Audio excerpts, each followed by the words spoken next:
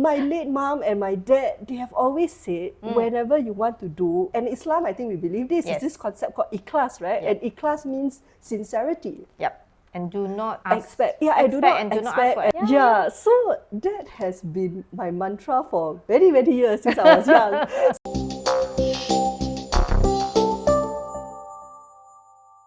So, hello everyone. Today we have with us someone very, very special, someone that I have met quite a long time ago. I think it has been more than a year plus, yeah? 2 years at least. 2 years, ah? Yeah. Wow, amazing. So, this is Madam Hamidah from Parrot Social. She's the founder and we're going to have a conversation with her today. Welcome, Hamidah. Thank you, Cassandra. Thanks for having me today. Nice, nice. So, we'll start with a little bit about how maybe you started with, before you started with your company. What were you doing? What makes you choose to start your company? Okay? Okay. I'll just share a little bit about this journey before the journey even started lah. So this is the backstory, right? Okay, yes. All the juicy story. Juicy, oh goodness, actually nothing juicy lah. I started my career actually in public relations and media communications. So my background was really a PR and communications background. So for many years I was serving not just governments, but I started in the private media PR agency for quite a few years, and then after that I transited into doing government-related work, but it was still very much in the PR and media line. So that was how I started. And because I was in that line, I think I was exposed to a lot of, writing reports, looking at data, looking at statistics, looking at numbers as well. Because in media and public relations, it's not just about talking. There's a lot of misconception that that's what you do, but actually there's a lot of thinking and there's a lot of strategy that's done behind the scenes. And also, I started at a very young age to already do things like planning, strategic plans, even budgeting when you come up with a certain media or PR campaign. So I think I'm very, very used to that already. So if you were to ask me the idea behind why I wanted to start this AI-driven company, I would say that it is a mix of a few things. Okay. Because if you realize we officially started in 2018, but actually the planning behind it started before. I could not say it at that point in time because I was still working with a government agency. But yeah, actually the thoughts of starting a business, I think started way back since 2016 and 2017. I think I felt I really wanted to do something for myself. But I didn't know what in the world it was going to be, right? So 2016, 2017, this was before even AI was a buzzword. This was even before data analytics was a buzzword. So when I first started this company, when I tell people I do data analytics, they will give me this blank look, See me analytics. See me analytics, so Singaporean. See me analytics. Like, they really cannot understand it. But so then I realized, alamak, people need to find a way to kind of make a connection to what my business actually does. So in very simple terms, we are actually a social/online listening agency. What do you mean by listening agency? So it's something like a market intelligence agency lah. So basically we find out what people want to buy, like to buy, at what point in time, how to market the product using the different various timings and the trending keywords and the trending emerging trends so that business owners can see when exactly do they need to market their product or service at a given point in time, using the correct keywords, using the correct hashtags, using basically even the correct images and videos. Oh wow! So we are market intelligence lah. So you're like the market intelligence behind consumer behavior, so that you help product owners, services owners to make the right decision, how to market, when to market, what to market, so that their products and services will reach their consumers will in have time. more chance. Will have greater chance of success. I see. Yeah. And you use all that using AI. Yes. So we started this already since 7 years ago, even before AI is a thing at this point in time. Yeah. So of course, when I started, I think there was a lot of misconceptions. So some people think that we do Google Analytics. Actually, Google... SEO like that lah. Yeah, but it's not. Google, to be honest, is 1 out of 1,000 or even out of 1,000,000 things that we can track and monitor. So we actually look at over 660 billion sites in under 1 second. So the AI system is able to do things like that. It's not just 1 million, it's 660 million. But that really is the testament to the power of AI as well. But I think we've had this conversation before. It's not just about the AI tool or using the tool. Of course, you need to have a team that has some brains who is able to not just extract or do the correct data mining. But then after that, how do you interpret this data? What is the context? What is the economic? What is the social context behind this data? So you can maximize it. It's data plus social, and then you make meaning, or you give meaning to it, so that the owners can make a vested decision on how to use the data, because it's not just data. I mean, data alone can't tell a story, right? But it's data plus social, which is behavior as well as psychological. So clever, in maybe a more chim word to describe it is called sentiment analytics lah. But when I say sentiment analytics, see, everybody gives me this blank look. But sentiments in very simple words is actually emotions. It's actually what is positive, what is negative, what is neutral. I see. But because we have a system, it can then even give you the statistics and the numbers to say how many percent or how many people feel this way about a certain, product or a certain issue or a certain brand. I see. So that was your conversion from being an employee to a business owner. So that one I haven't really answered in great detail yet. But I think how I will put it is this. So at that time, much as these things were not popular, but because in my line of work, and also, so the background to this is that I also do a lot of community work and a lot of charity work on the that's outside. something I want to ask you next. Okay, never mind, you continue but first. it has a bit of a link as to, because I've been doing so much of this community, grassroots and charity work, I think the exposure that I get to speak to certain, let's say, decision makers and key opinion leaders has allowed me to then realize, 7-8 years ago, actually, a lot of people don't really know that there was no intelligence system per se at that time to track all of these things in great detail. And these were the things when I spoke to, even where I was working at the government sector at that time, and I spoke to my then CEO and my group chief, and they were also thinking about these things. So even during our so-called meetings, right, our weekly meetings at work, so my bosses were always saying, all of you are comms, media, branding people, sometimes pretend only to know things. So she asked this very good question.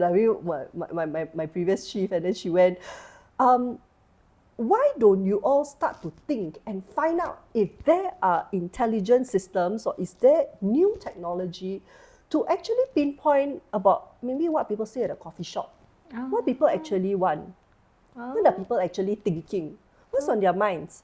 Isn't there a system that can find out these things?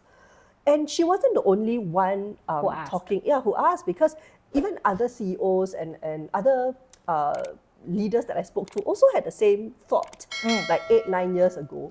So I was thinking, this might have opportunity. So I saw this opportunity, this potential business opportunity, and I, of course, on my own, I was a bit of a kepo lah. So I actually found, I did my own research actually at that time. I was looking at systems in China, Russia, in a few other countries as well. I was in Singapore, but I found out, and this is, I think, a bit of God's will, fate and circumstance, because as I was writing to all of these companies overseas, there was a company that responded, actually, and they're still a partner still this very day. So even before I set up Parrot Social, I was already in talks and working with, so they're a European-based firm. I see. Yeah, and they basically, in a sense, they are the back-end AI server intelligence. I see. So till today, you are partners with them. So we still work together. But of course, on my end now that I have a larger team, so we actually customize some of these solutions to make it more in tune to the Singapore, Malaysia, Indonesia, and the ASEAN markets. Okay. Correct. So we spend a lot of time actually to fine tune, to really fine tune the data, fine tune the words, because our lingua franca here and our the should I say, it's not just about the language, but sometimes it's fine-tuning the context to the ASEAN market. So what you actually previously had from the European market, you actually even have to contextualize it, even though it's AI already, even though it's data already, because AI and data still need to be contextualized to the market that you want to help business owners or decision makers. Because in ASEAN, when you talk about ASEAN, right, we don't just speak English. Day to day we speak, Chinese, Malay, those who are in Cambodia or those who are in Thailand, they speak Thai. It's very different, the language and the context used. So there is a lot of resources being pumped in just to ensure that, it's the applicable data and it's contextualized. Yeah. I see. Correct. Okay, so now that we have heard the professional part of it, how you transit, how you started, Parrot Social, I'm very curious because I saw on your LinkedIn profile, PBM, yeah? I think this one you need to explain to the audience who might not understand it's a very high level public service award, and you were one of the youngest, right, that receive it? I would say so. Yeah. So I think it has got something to do with your years of volunteering, years of doing, grassroots work, and that's why they awarded you with such a highly, high level public service award. Would you share with us how that came about, and how many years have you been servicing, and what type of communities you have been, contributing and volunteering?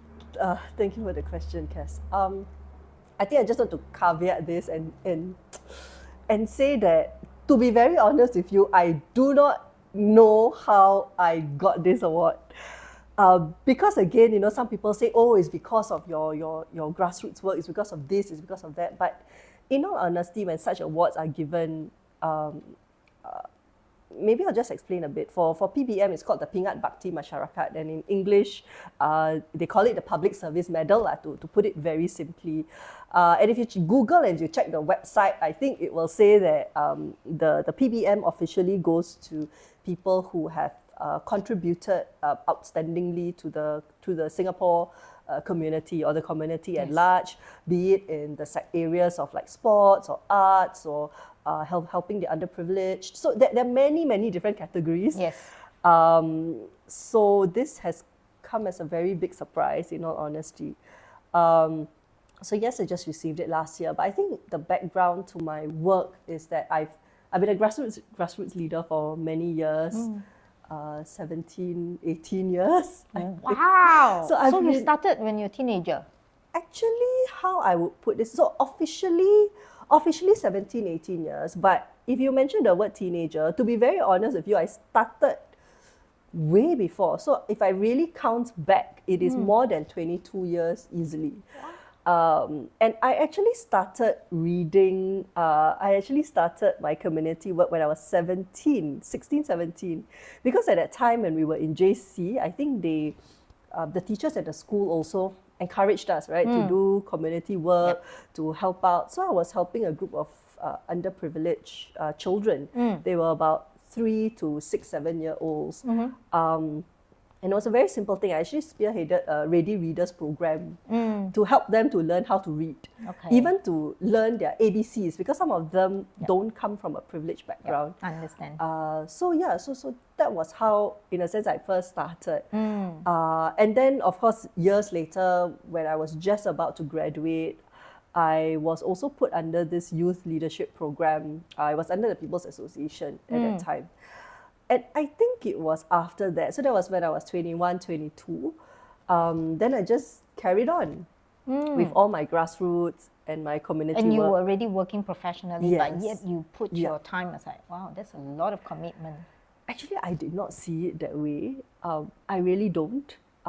Maybe it's because the way my parents have also brought me up. Because from young, right, And these things I don't tell people lah, because to me, when I was young, to me I feel like it's my duty to help. So even when I was 6, 7 years old, my father will actually bring me to the houses of people. And at that time, the rental flat was really quite jialat. At that time, more than 22 years ago. Okay, now of course, I think there's it a lot has improved, right? Yes, improved. But at that time, it was really quite bad. People don't have electricity. People were really lighting candles. So I saw those things from a very young age, from the time I was 6, 7. And actually my dad and I will buy like biscuits and things like that just to help. And to be honest, right, I thought that it was my duty to help. I really did not see it as, oh, I'm going all my way, or I am this good person, doing this. Because I felt that as neighbors, we should be helping each other. Like, why would you want to see other people suffer? Would it be also because the way your dad introduced it to you and the way he holds himself? I mean, of course, he would not tell you, I'm your role model, but because he brought you around, right, Hamidah? And you just watch him, isn't it? I mean, that's how we learn, isn't it? So the way he brought you and the way he communicated with those neighbors and those people, have you seen that there was a separation? It's just part of the community, part of what he does, and therefore you emulate. Yeah, possibly. I think you put it very well. We are part of an ecosystem and we are part of a community. And if you see someone else who is not doing so well, I think the onus is on us. And we should not say, but government can do what? A cancer society can do what? Or children's society should do what? I think we shouldn't have that thinking. Because we are the neighbors and we are the closest. Why should we close our doors and not care? And I think that's the thinking that I had since I was 5, 6, 7. So naturally, it just translated to helping other people. And then when I was in grassroots, and you're right, I was actually very busy at that time. You can imagine, I can imagine. I just shared that I was working in a PR agency. I was doing a lot of very time-sensitive work. And even to the point, I mean, in my work, when I work with journalists, everything is time-sensitive. It's very time-sensitive. Sometimes we are even waiting to send things out at 12 a.m. in the morning, 1 a.m. in the morning. Yeah. But to me, it's just about effective time management. You manage your time, So I have never used work as an excuse. I have never used anything as an excuse, because I feel that if you are committed to something, you need to do it. Do or die trying, you need to do it. And so I've never used this term called, but I'm too busy. But I got work. Everyone also got work, what? Everyone also got family, what? And to be very honest with you at that time, even my late mom was quite unwell. But of course, I had a younger sister and my dad was the primary caregiver. But even my late mom, when she was sick and really Allah bless her soul, she had always said to me, Hamidah, if you are going to help the community and if you have promised to help, you need to help. You need to. And she always reminded me this: do not expect anything in return. Don't go and do community work thinking that. So I don't know. And I'm not here to nag. Sorry, this has become. I think you might need to edit this. But I know of people who do community work because they say, I want to put my son, my daughter in primary 1 registration. I want to do this because I want to get free parking. I want to do this because so my son got more chance, to get to whatever thing that they want. It becomes a route to something. Route. Yes. And I disagree. I'm sorry to say, but I disagree. I might get flagged for this. But my late mom and my dad, they have always said, whenever you want to do, and Islam, I think we believe this, is this concept called ikhlas, right? And ikhlas means sincerity. Yep. And do not expect. I do not ask. Yeah, so that has been my mantra for many, many years since I was young. So if you ask me, this PBM, I mean, I'm happy to have been accorded it, and I'm very thankful to my. So I'm actually a grassroots leader at Kiat Hong, Choa Chu Kang area. I'm very thankful for those in Keat Hong and Choa Chu Kang that has supported me or that has put me up for the nomination. I'm very thankful. But again, as I said, fundamentally, we should not be doing good because we want to get the award. It should not be that way. I think we should do good really because we want to do good, right? And there is a cause. And there's a cause for it. And I think over the years, of course, the slant of my work doesn't just encompass what I do at Choa Chu Kang or Keat Hong. I mean, over the years, I've also been quite active in other national level initiatives, like for women's development. Of course, I still help my underprivileged residents. But really then, what I do encompasses a lot more people at this point in time. But what I want to say is that I think in whatever we do, it needs to come from a good place. And this is what I think. Other people might disagree, but I think we shouldn't be looking out for benefits or what they say in business, returns on investment. I think, understand where you're coming from. I think then that kind of negates the good that we do. I was a parents volunteer in my two sons' primary school, and because my elder boy was the pioneer batch, so I was asked to be in the exco of the parent support group. And then the second year when I was I was tasked to handle parents, like in the parents representative in different class. I have this, I shall not mention her name, but I will always remember her name. She came to me and she did something wrong because she wanted to be in the WhatsApp group of not her child's class. I'm like, then why do you want to be in this? It doesn't, it's not your child. She came barging to me because I was in charge of all parents. She came barging. Do you know who I am? Don't know. Like, I don't know who you are. Don't know. Then she tell me, you don't know who I am? I said, I don't know who you are. I seriously don't know who you are.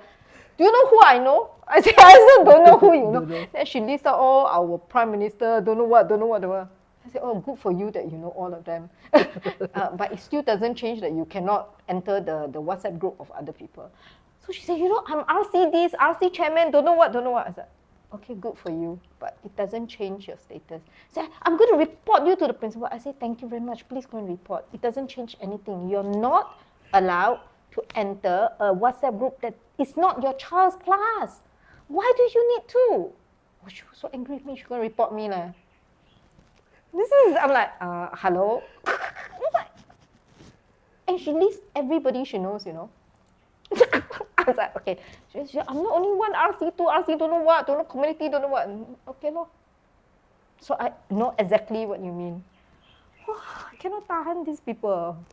Now that we know a little bit about why you started your company and how you kind of get into the market intelligence and how many years you have been devoting yourself to community work, let's hear a little bit about what are some of the challenges that you have faced, or even now, as we're talking, you're facing when you started your business, and what are some of the challenges you're facing in your business now? I think in terms of challenges, definitely when one is starting, and I don't come from a business family, I don't come from a family of entrepreneurs, although I studied in a business school at a point in time, but I really come more so from a social sciences and a policy background, and of course a bit of media because I did public relations at the start. So entrepreneurship and business wasn't really my thing, okay, in all honesty.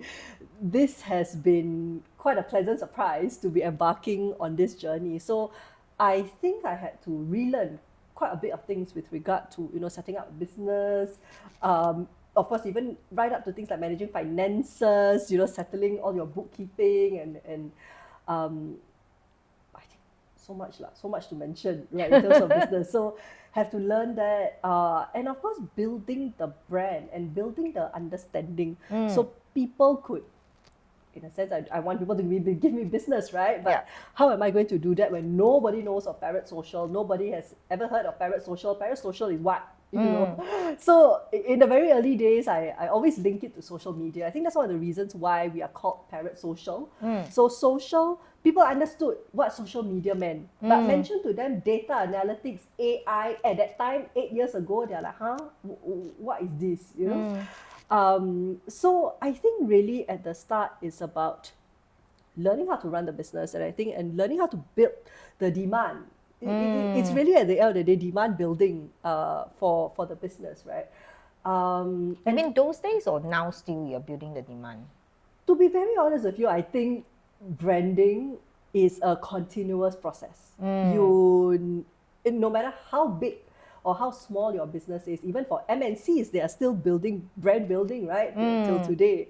But let's just say it is a different scope and it's a different phase as a company grows. And I think definitely now, 7 years into the business, things get easier, and not because they are easier. It's because for your 2, 3, 5 years, you really have to build the friendships, the relationships, the business relationships, and really the brand building and understanding. Of course, now we are a bit larger. I've got a team to help me with some of our own branding and marketing, which helps because I did not have that at the start. It was a one-lady show. It was. Yeah, basically I started on my own, right? And along the way, yes, there were a couple of partners who joined us. But at the end of it, the buck stops with me because I am the founder of the company.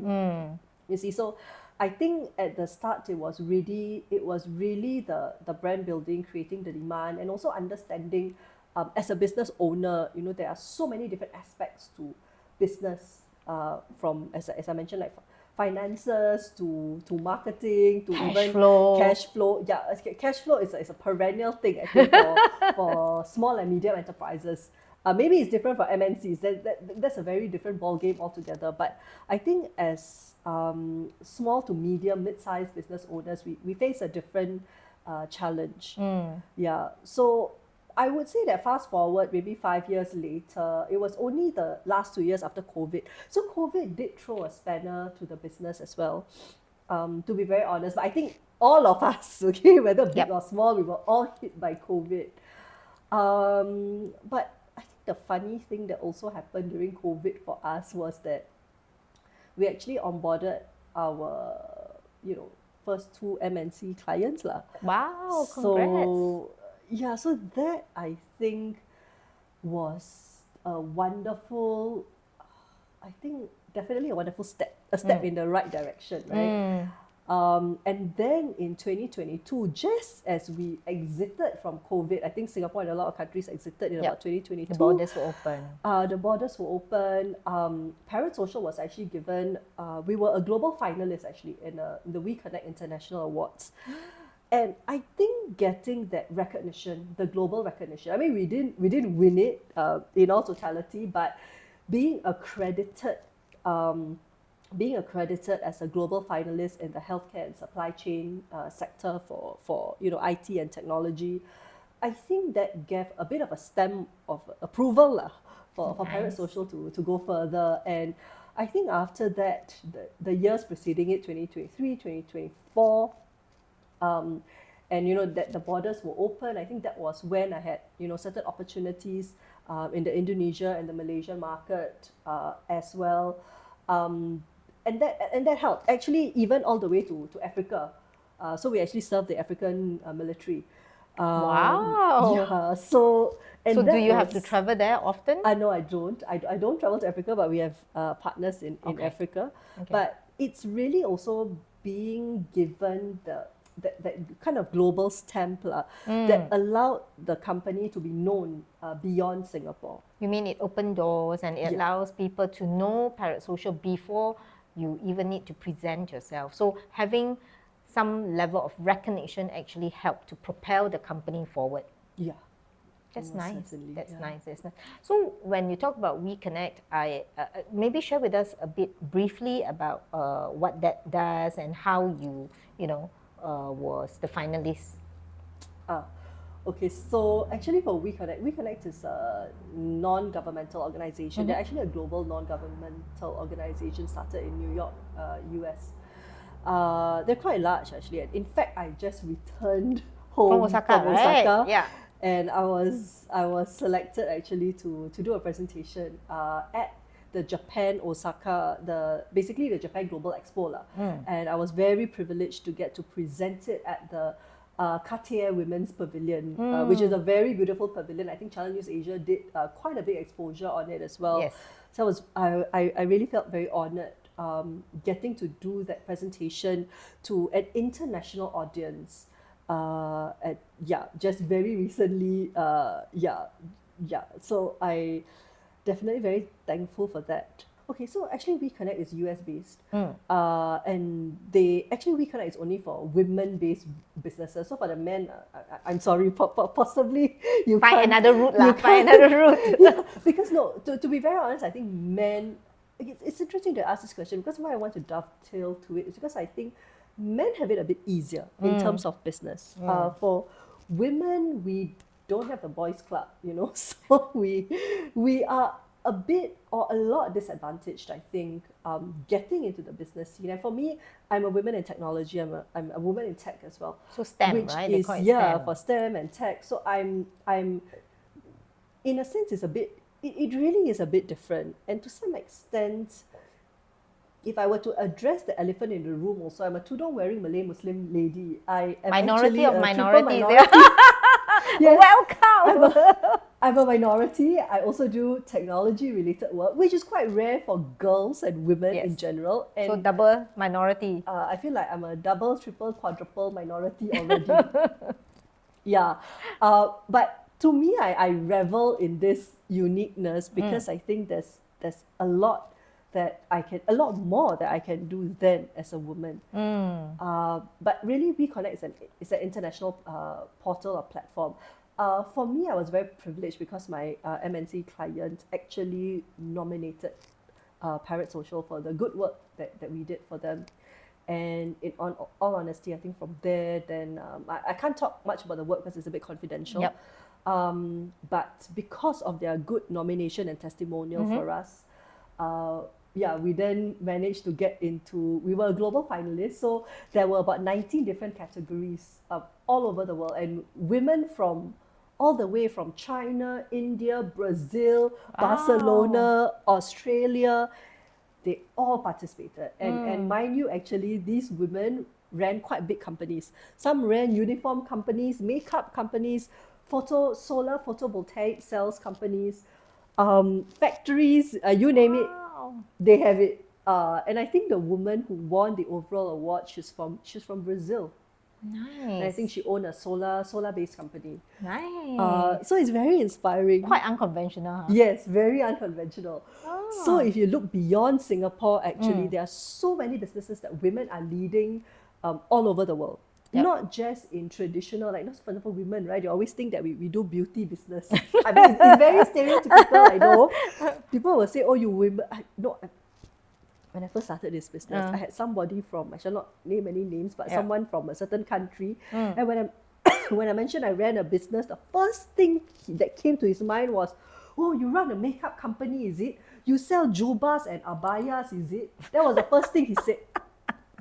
And I went, no. I actually run a market research and a market intelligence company. And then I think he was just... That match for him. I think in his biases and in his stereotyping cannot match, right? So he the iOS... He didn't even know how to answer me. Then he was like, oh, then he slowly said, oh, good for you. Then I was like, oh, okay. End of conversation. because there was nothing else to be said. Yep. Because his stories ends there, because that's what he knows of women, maybe wearing a tudung, wearing a hijab. For right? women who wear tudung and hijab, you sell tudung, hijab, and juba and abaya. That's it. you cannot do, you're in that box. You cannot do anything else. So I was like, oh, okay. But I mean, maybe let's take it positively. I think, let's say that, then there's a lot more that we women can do. Absolutely. I think it's time to educate. Sorry.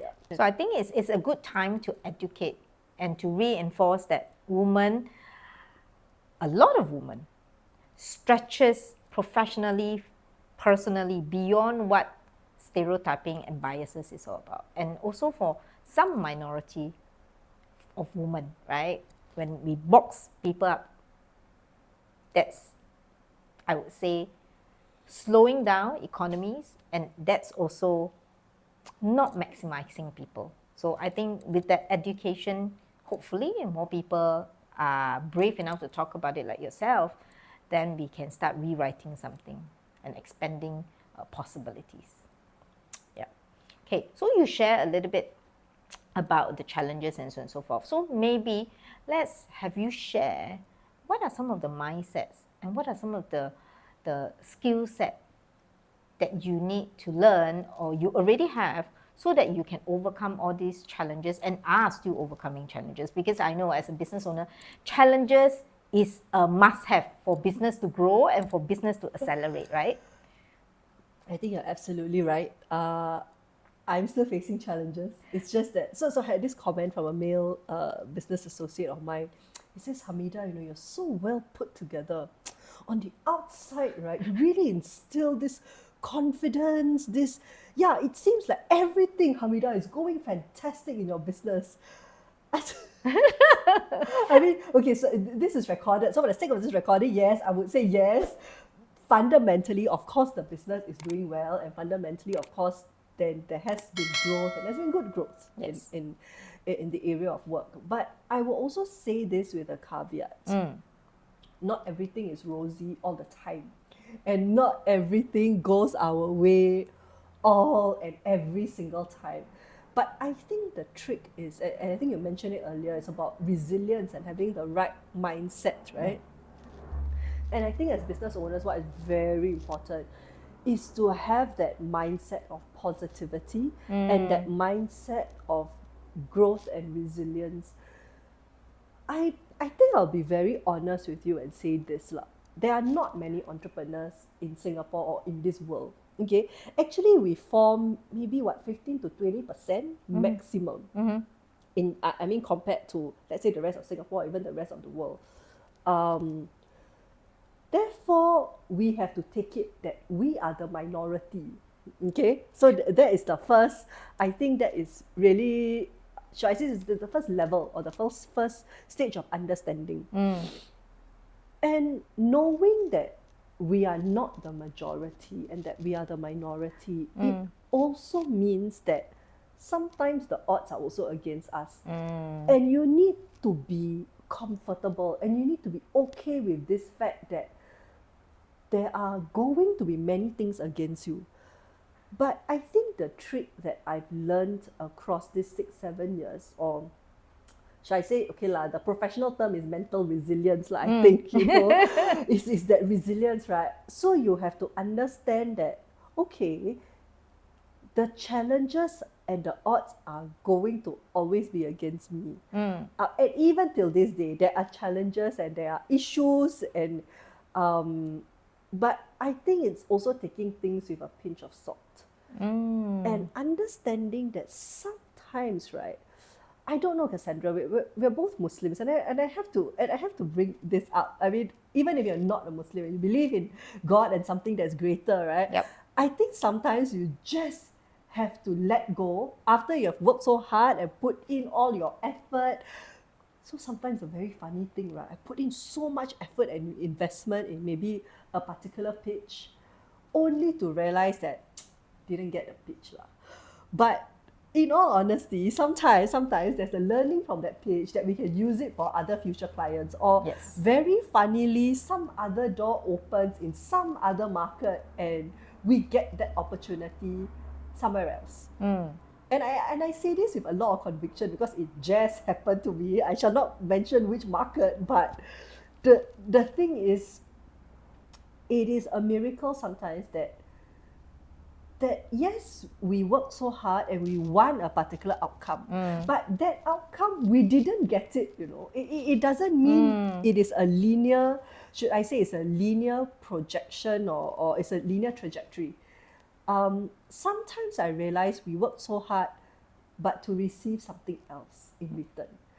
So I think this is where I also learned in the last 6 to 7 years that I think don't be too obsessed with one particular thing or one particular outcome.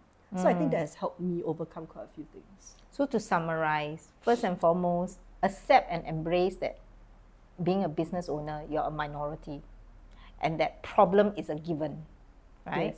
Yes. And then having the mindset, do not be so obsessed with the outcome. Just do your very best. In Islam, we say, tie the camel, leave the outcome to Allah subhanahu wa ta'ala, right? Yes.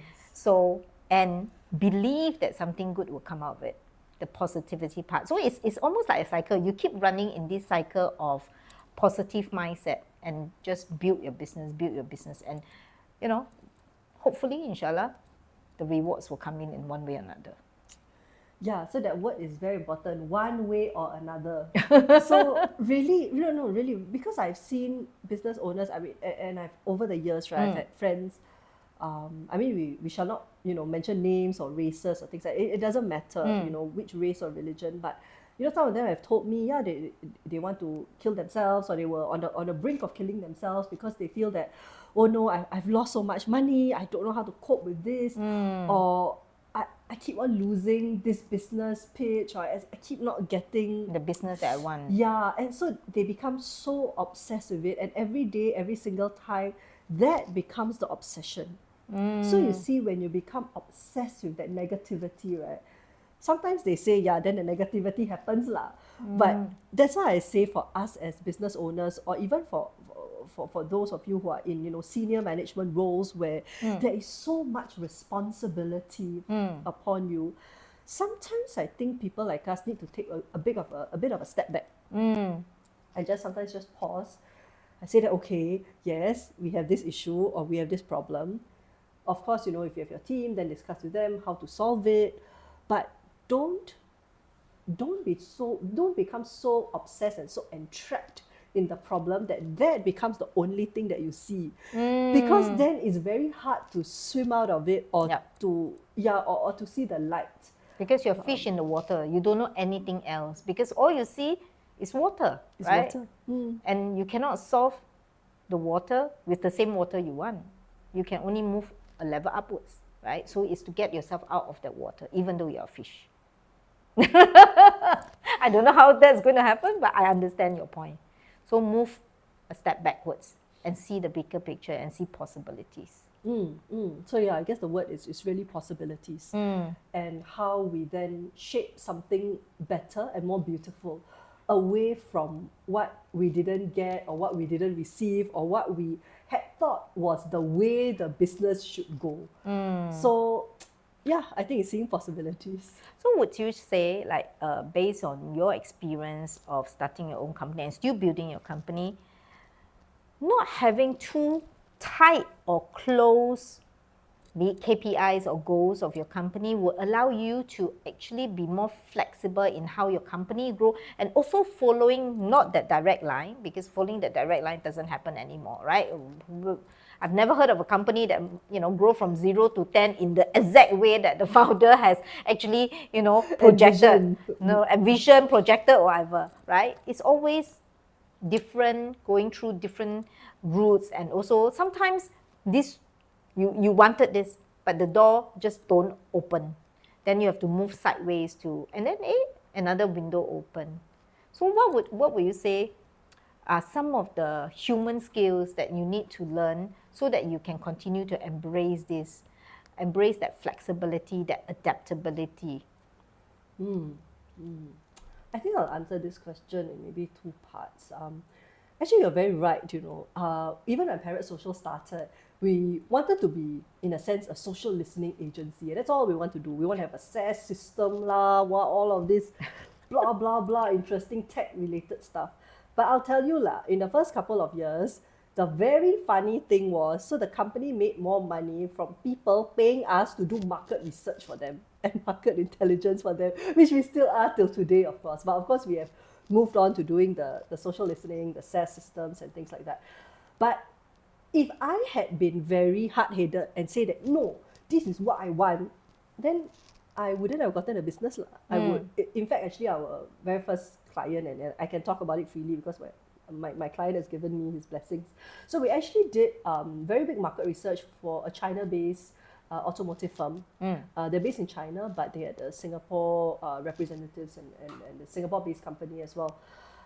So we met the Singapore team, and that's where we were given our very first project with them. So they were our very first client, and they were very impressed actually with our AI system, and also in the way we interpreted and helped them with the analysis and the whole business process of it. So I was very surprised that was how Parrot Social started. So we started with a very difficult industry. They were a China-based automotive firm. Automotive is already a very difficult industry to enter. And China-based are more, and I don't 讲华语 at all. But you don't 讲华语 I don't 讲华语 at all. But my AI system understands it, so it's fine. So that's also the testament to the power of AI, right? It can understand over 180 languages worldwide. So they were very impressed because I think they had a very bad experience with previous market research and market intel agencies, and they were actually quite reluctant to give us the business at the start because they, in their words, bad experiences. The experience was not a pleasant one. But in the end, we did not just do one project with them. I think we did 4 to 5 different projects over, and they were my client for about 3 to 4 years, for quite some time. Nice. So we did not expect it to happen that way. But I felt that, okay, you need to embrace. So I think as a business owner, you need to embrace that change and be comfortable with adapting. So I think adaptability is a very important thing. I mean, at that time, I had a couple of staff with me, so they also helped me in that project. And I think the other big thing I wanted to say is about the spirit of collaboration and collaborating, because when you are starting out, you obviously don't have a lot of resources. So I'm very thankful for my partner agencies, and I still work with them till today. They were the ones who also helped me through, I think, at least the first 3 years, of the business, and then through COVID. So it's about adapting, collaborating, working together. I think that was how really I saw the company through the difficult times and through the happy times as well.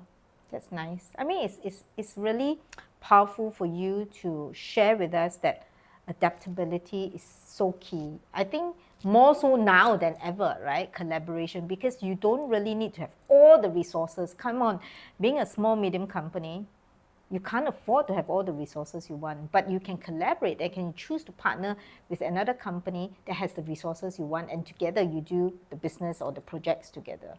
And being adaptable to being, the process or the workflow of how you envision it. Maybe previously you want it this way, or you want it to do it alone, but with the circumstances and with the business coming in, collaboration, adaptability. You mentioned 2 very powerful, I would say, mindset and skill set that we in Lyft always enforce and always teach, because it is very difficult. If you want to be only the only one, I want to be the only one who's excelling in this world right now, because you can't advance as fast as everyone else. But be strong in what you have. Be clear with how you're doing your things, right? Inner clarity. Nice. So now, I'd like to ask you, what is a future that you're looking forward to, be it in your business or be it in the world? And what type of mindset and skill set you think you would need to make that future come true? That's quite a big question. I'll answer this and say, I think business-wise, of course, I want to grow, and I think not just grow, I think it's really about scaling. The time perhaps has come to scale the business to a different level, not just with what we do in AI-driven analytics or research, but now we can also take advantage of agentic AI, AI agents, and looking at how to even further incorporate it into the service provisions that we do and that we give our clients. So I think, of course, from the AI and AI agents perspective and the technology perspective, I think there's a lot of growth that can happen for Parrot Social in the next 5 to 10 years. I don't know, 10 years, like, talk about 5 years. Because the technology is one part, and then the growth in different markets. Because really, I think in order for the company to scale, you cannot just stay in one particular country. You have no choice but to go out to different markets, to learn, to capture the markets. And that is what I would say in terms of scaling the company in the next 5 years. So that will be like 10 to 12 years of running Parrot Social per se. Of course, in time to come, hopefully I can exit the company and do, I mean, not to exit it totally, but I guess to hand over then the day-to-day operations to someone else, and that I would get to look at other pursuits, in the next 5 years in time to come. What, in terms of growth, personal development, and things that I want to do for this world, I will of course still hope to continue my work in the community, but I've also learned that there is a lot that we can do worldwide and for women. So I think I don't make it very obvious, but actually I do a lot. I run a women's non-profit as well. It's a bit controversial, so but I'll just share a little bit. I'm also the founder of TalkAboutSex.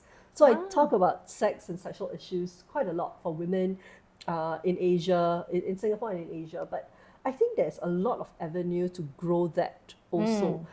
In terms of the non-profit space and in terms of what I want to share, in terms of sexual wellness for women, especially in Asia, where sex and sexuality, taboo, right? Yeah, it's still a very taboo topic. But it's a very important topic because it also relates to women's health. I mean, actually what I didn't quite share at the start is that I did a lot of PR work, but it was a lot in healthcare. So I specialize actually in women's health, men's health, and also sexual health. So sex and sexuality is something, it's like a passion project for me. So that has been ongoing, but I think there's a lot more that I can do in that area in the next 5 years or so. So I will still continue, I think, the community work, but I think it has potential to grow ASEAN-wide. It has potential to grow globally as well, partnering and working with other foundations to see how well to champion the cause, yeah, to right? champion and to help other women in other countries as well. Well, that's really, really powerful. And I have this question as you're sharing and as you're talking. How does a woman small like you pack in so many things? You have your company, AI, running around the world, pitching for business, and then you have this, charity that you're so passionate about, and you're still doing community work, grassroots work. How do you make it all happen? What type of mindset, and how do you run it in such a way that you have everything work? And of course, you're happily married, you have, your husband that you want to spend time with, your father is still around, right? So how do you make it all work? I think the word is priorities and time management. So I think we had this conversation before I say I don't believe in this word called busy, or too busy. Everybody likes to give this excuse, right?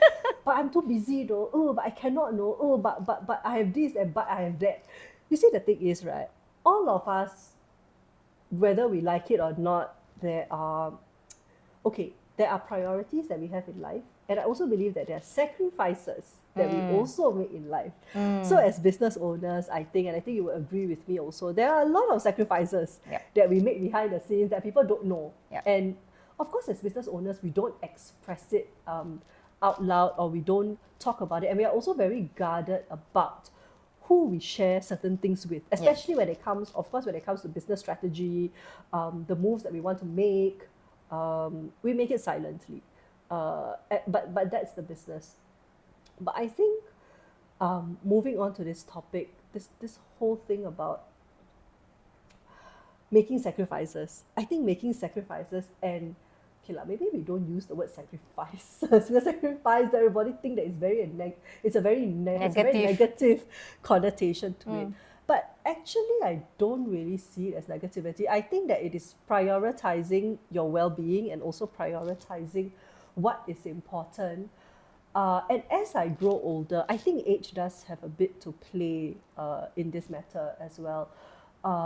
It's knowing not to burn yourself out on both ends. Okay. You see, so I do have more responsibilities now. In all honesty, I'm also sitting on certain boards. I'm on the board for the Singapore Cancer Society. I'm also on the board for the Association of Small and Medium Enterprises. Apart from doing all of those things that you mentioned. Wow, I don't know how. I think it can be done, but also because from young, so I had this conversation with a friend a few months ago.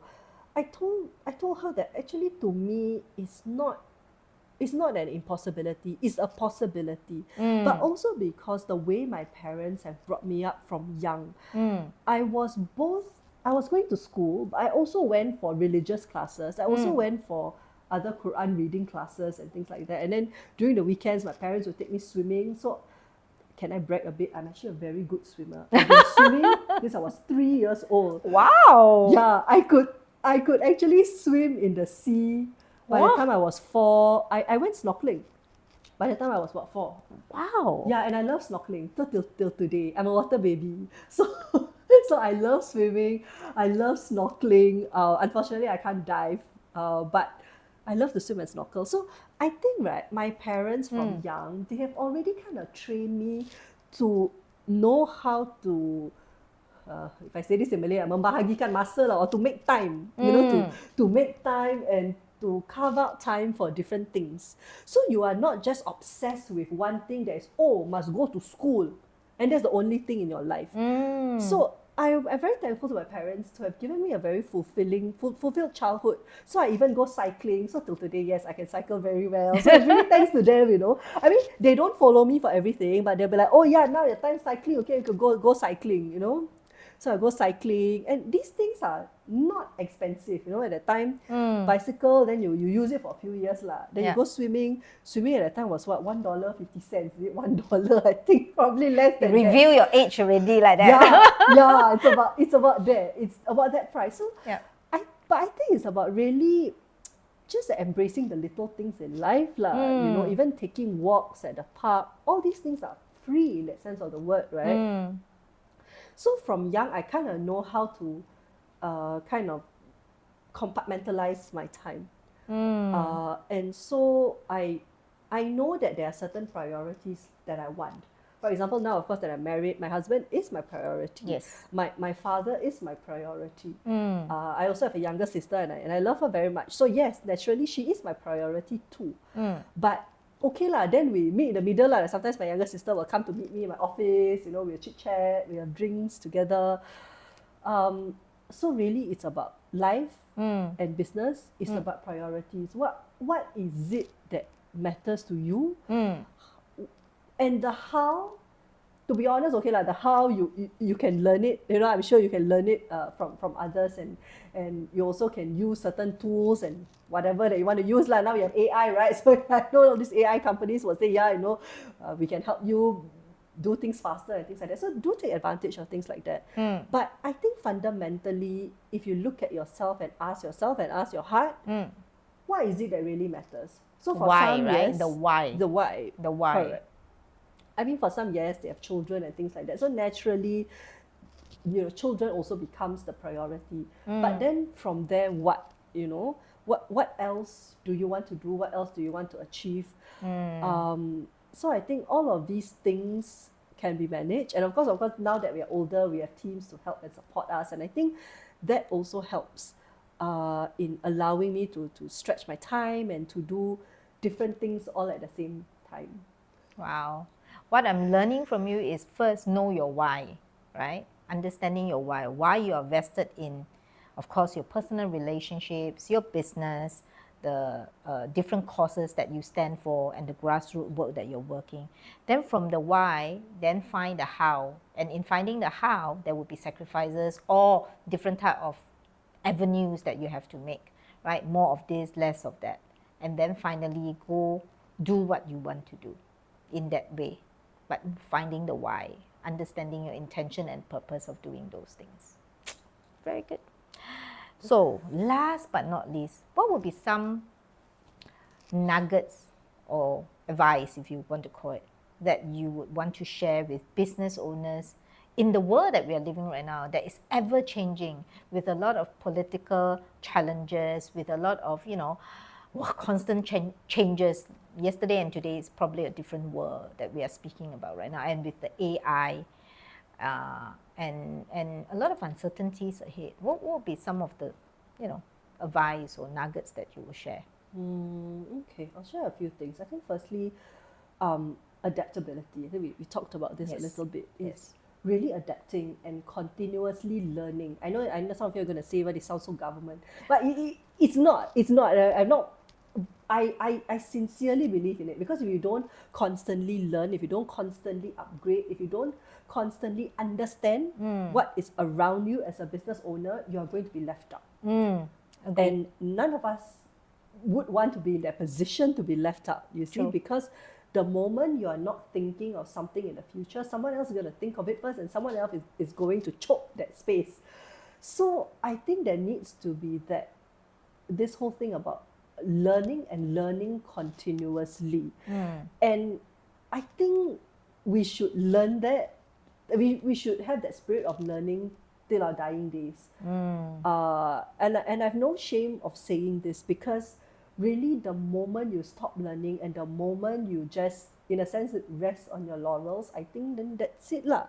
Then you are also not a contributing member of society, and you're not a contributing member of the world. So it's a lose-lose for you if you don't continuously learn, be open-minded to adapt to new changes. I think open-mindedness is also very much needed. I'm so glad you mentioned that, because in order to learn, you have to be open first. Open to learning. Open to learning. Open to changes, right? Yeah. I'm so glad you mentioned it. Yeah. Anything else? And it doesn't matter what our age is and which stage of our lives we are in. I would say that, and this leads me to my next thing. So a lot of people like to say, oh, a woman can have it all, a woman should have it all, blah, blah, blah, blah. Actually, you know what? I disagree. I will say, right, and that's why I talked about priorities and sacrifices. And priorities is the more important word, I think, because it is not possible. It is not possible, okay, for someone to be excellent in everything. At the same time.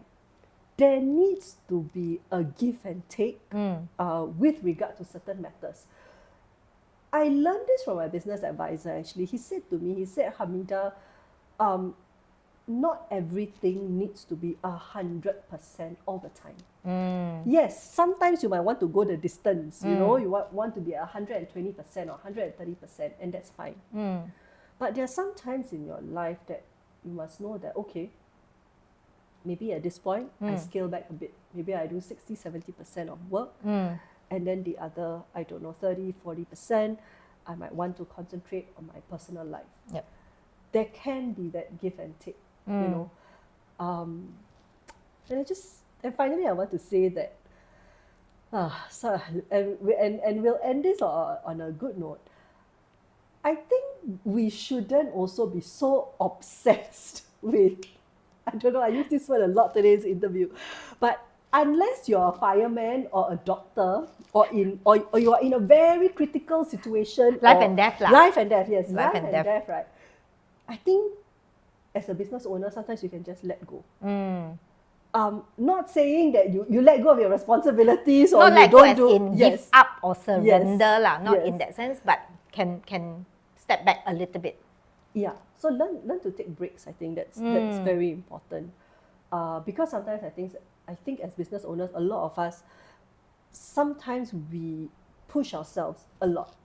And I know we talk about that, and we talk about sacrifices, and we talk about, you know, giving sometimes 120 or 130% to our clients, and because we want that standard of excellence, right?